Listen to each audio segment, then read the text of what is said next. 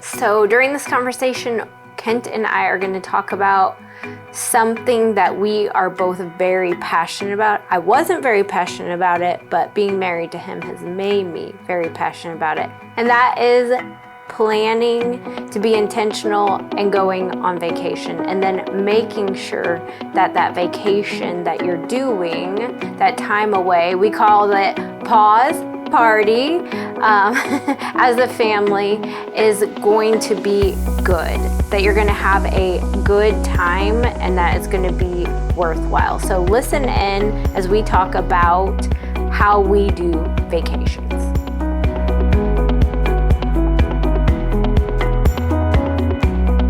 So the season is upon us where we tend to think of family vacation or vacations because it's summer. It's going to be summer. Well, we're transitioning into summer, but kids are out of school, and most of the time when everybody's out of school, you think of, and it's warm out, you think of going on vacation as a family. And so I thought it would be really... I think of going on vacation by myself, but I understand what you mean. Oh, just all by yourself? No, not really. I don't think you would really like that. I don't. We just went on vacation. That was really great. But thinking about going with everybody into the same place. So what my point is how do you keep peace when everybody is very intentionally spending time together as a family? You don't. You Really? stay away from each other as far away as you can. Wow. You're defeating everything that I've got. No.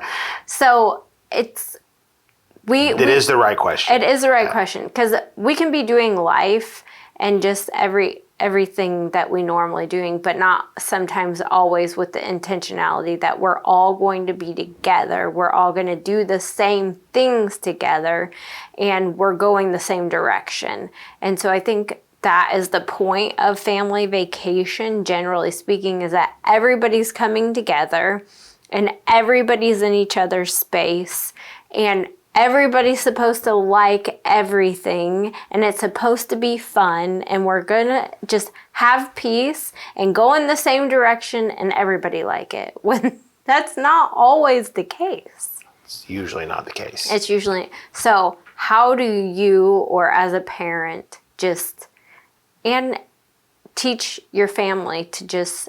Because I believe that you're really good about doing this, to maintain peaceful and have enjoyment with everybody together? Well, I think you have to decide what is the purpose of your family vacation. Is it for everybody to do the same thing and love what the actual event is that you're doing? Is that your goal? Because if that's your goal, it ain't ever going to happen. And then you're going to have lots of disappointment and frustration. Yeah, and we've been, in every vacation we deal with that, especially with the younger ones. Like, I didn't really like that. I'm like, great, I'm glad I just spent $300 on it, and so you deal with a lot of that. But I think that if your goal for family vacation is to, and even breaking it down to different kinds of getaways, what is your point of the getaway? That's good. When we went to Europe, our goal really wasn't to sit on a sandy beach somewhere and veg. Our goal was to go see, and that's why we walked 80 miles while we were on. We saw so much, and we loved it. It was a blast. Great. So we had some times when we got a little tired, and one time I was hangry, and you weren't making a decision, and I was like, "Look, if you'd like to come back to America with me, we will eat." So, but I think as on a family vacation, you have to figure out what's your goal. Is it for everybody just to chill and relax and have fun together in a different environment than your normal home environment? Right. Or is it you really wanting to go see things, do things? And I think you have to weigh that out before you go. So, like, for example, for Kingston's graduation gift, we're taking him to California. So we're going to go to a conference there at Bethel, but then we're also going to go see a little bit of California. Right. Some of the landscape, which is beautiful. But the thing is, what we're going to do, I wouldn't take the other ones to do that. They wouldn't waste my money on it. They wouldn't enjoy it. They'd complain the whole time. They'd be like, "Oh, this is boring. Why are we hiking? Why are we looking at this amazing waterfall right here? Who cares about these giant redwood trees? Who cares?" Like, that's how they would be, and we're going to be fascinated by it because it's awesome. So I think you have to decide sometimes where you're going and then what you're wanting to accomplish when you're there. Because if you're going to take a whole family of, in our case, 7-year-old to 17-year-old, and you think that they're all going to enjoy hiking. I mean, maybe your family just all loves to hike. Great. Ours doesn't. Me and you, we love to hike and walk and do things like that. So that's great. It's easy for us to enjoy that together. And so you have to think about where you're going and is everybody really going to enjoy what you're doing? That sounds pretty practical. But we spent a lot of money figuring that out. Like, okay, and not having everybody, a lot of failures and then disappointments and not a lot of peace. Yeah, and so then I think you can look at, okay, you can go on vacation. What do you really want to get out of it? If you're just going to chill and hang out, find a good place and a good way to be able to do that. If you're wanting to go somewhere that everybody's going to enjoy the same thing, it's pretty difficult to do. For us, the beach is probably the closest thing we've found for everybody to do that. But even the last couple of times, people are like, I don't really like the beach. I don't really like the beach. You love the beach. I'll tolerate it for you, right? So, finding the thing that everybody really enjoys together can be a really difficult thing to do. And so I think what makes a family vacation really worthwhile and worth doing it is when there's a couple things you can do. Number one, have your expectations set correctly. Right. And then have some proper communication beforehand and say, hey, these are things like, for example, we went to Branson and we made sure that when we were there, we did everything we could to make sure that everybody got to do things that they liked to do. Right. And then had them honor things that the other ones got to do that maybe they didn't like to do as much. Correct. That's one way that we did that. So, but I think you just have to decide what do you want to get out of it. If it's just family time together, then find a way to do that the most neutral way. So one time we went to Smith Lake in Alabama. It was actually one of the more fun vacations. And you know what we did almost the whole time? We sat around in the house. We watched movies together. We watched, I think, some movies together. We played games. And then we swam. And we sat around on the dock. And we had in that particular one, we had some jet skis. Everybody loved the jet skis. And kayaks. And kayaks and all that. And so we made the where we were at wasn't always on the go, but it's like everybody can kind of do their own thing together most of the time. We were all doing our own thing kind of together. So just throwing out some different thoughts or ideas about what this could look like. But what I think the thing is, what do you want to get out of the vacation? Because or out of your, whatever vacation trip, what do you want to get out of it? Because if you're wanting to go and do things that you like to do and you think everybody else is going to love that, you're probably sorely mistaken. Now, if you only have 1 or 2 people in your family, it gets easier. When you got 4 kids, it's like nearly impossible. Who are complete different personalities. Yeah, and even like camping, we have like when we go on camping, a couple are like, "This is awesome," and a couple of the other ones are like, "This is terrible. Why are we doing this?" That's always me. Yeah, you're usually on that side. I'm with you on that one. That's why we don't go camping. We agree on that. It is work. It's like, why? Why would we do this? And then I even actually said recently, I was like, are we doing a disservice to our youngest by not taking him camping very much? We don't care. If he's going to suffer, we just don't care. He can grow up and go camping on his own. Yeah. Because camping is not something that I enjoyed. I did enjoy it. I like the idea of it. I do. It's the idea of it, but the work behind it. And for you, that might be awesome. And that might be the thing that you can do. And we have one summer, we turned a trailer into a camper, and we called it the Tamper. And we took that on, and that was our vacations all year. We went to different places. I should have just bought a pop-up camper. Would have been cheaper. It would have. But we had some really great memories. One of the memories was that it was pouring down rain, but we made it so we had air conditioning in it and a TV in it. And so we could watch movies together. And it was fun. And we built these bunk beds. And Lawson was so little that, oh my gosh. But it was fun. We had fun. And I took the car to go to the bathroom. And I was backing the car up. Oh my gosh. The truck. Yes. The truck up. And I hit. We're all in there watching a movie in the pouring down rain. And I hit the car and it. You hit the camper. I hit the camper and it shook the. Yeah, it moved the whole thing. I didn't. It wasn't like terrible. It could have been really terrible. Yeah. It was very tiny, but it probably felt massive. What was tiny? The bump. The bump. Yeah, it wasn't that big a deal, but it was enough to move the whole thing. And we're all like, either a tornado was out there or Mom's back and she doesn't know how long the truck is. So that was a really great memory that we all had, and we made the best of it. But one thing I like that we talked about last year that we did that I thought was so great was that and this is the beauty of YouTube and videos and stuff now, like you can vacation before you can vacation, you can know the things. So we had a family meeting. We came to this conclusion, this is what we're going to do. And we got not a whiteboard. Branson. But, right? Yes, Yep. Branson was what, and here are all the things that we can do. What do you want to do? And We watched a bunch of videos, and some were like, that looks terrible. Other ones thought it was great. Yes. Yeah. So we made a plan of this is what we're going to.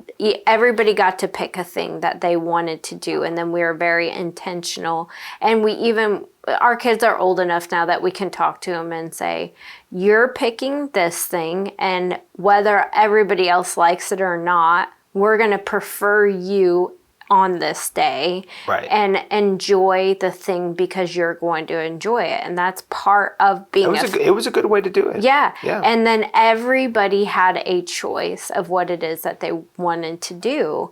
And I think that then when we went on vacation, it was very enjoyable. Everybody had an expectation. We had pre-communicated. You might not like everything that we're doing, but you're going to for sure like the one thing that you picked that day. So let's just prefer one another. And that is like great at building culture even within your home and teaching each other that we're family. The thing that I love about family vacations too. I'm sorry, I kind of interrupted you. You didn't totally, but that's okay. It's that because one of the things that we struggle to do as a family is to eat meals together. Yeah. Like we do, but it's not as often. And when you're on vacation, this is one of the things that I would really encourage people is if you're going to stay like in a condo or something like that, cook your meals and have your meals together as much as you can. I mean, not you won't eat every meal together, and you'll probably eat some out or whatever if you're like how we do it.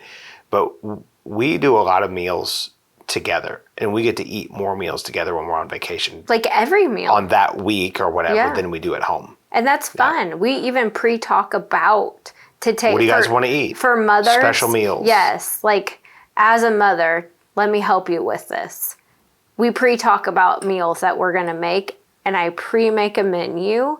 And then the older children are old enough that they can help in preparation of the food. So the things that they want to make, that we'll make. And then we talk about we're going to go out to eat this night and this is where we're going to go or whatever like that, or we're going to do breakfast. And our kids actually really enjoy breakfast. So one morning we're very intentional about making a big breakfast and having that together. And then I make the menu, I make the grocery list, and I'm telling you, grocery pickup is the greatest invention. You go and you put in your order. We don't even hardly ever go to the grocery store anymore. And it's awesome. Put your order in, and then when you get there, you open up your trunk and they've already, so that eliminates so much craziness from your vacation, and then it's already decided for you. Pull up to Walmart, pull up to Aldi. A lot of things that we're talking about that we've learned over the years is plan,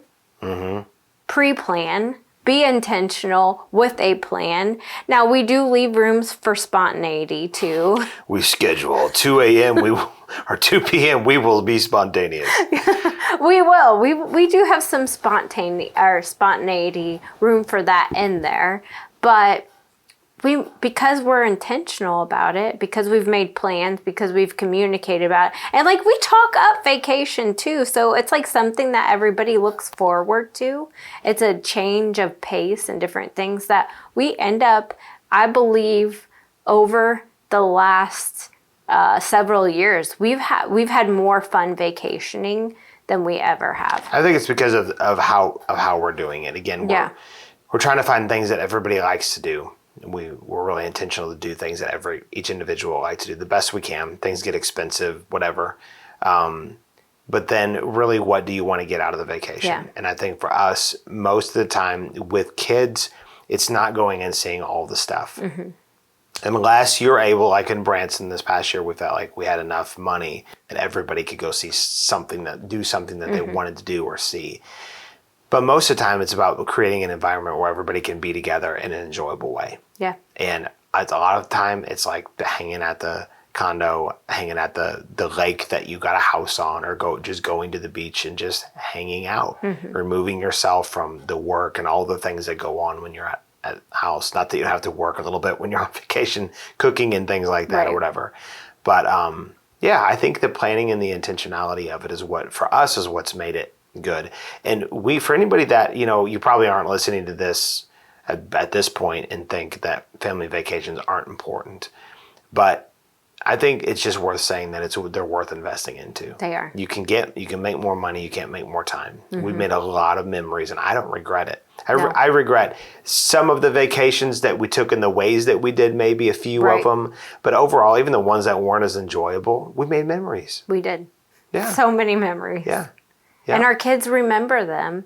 And I think they're very thankful, as they've gotten older, that they know, like, we've intentionally set aside time for them. And I believe that they respect us at greater levels, honor us. They might have. And then when they get older and they realize how much money it really takes to go on vacation, they're then gonna be I'm like, "Wow, really thankful." they really worked at this." Yeah, yeah. So- And to take time off work and all that, it takes some effort, but it's worth doing. Family's worth investing into. That's right. And I think my opinion is that every married couple should have a week to themselves a year.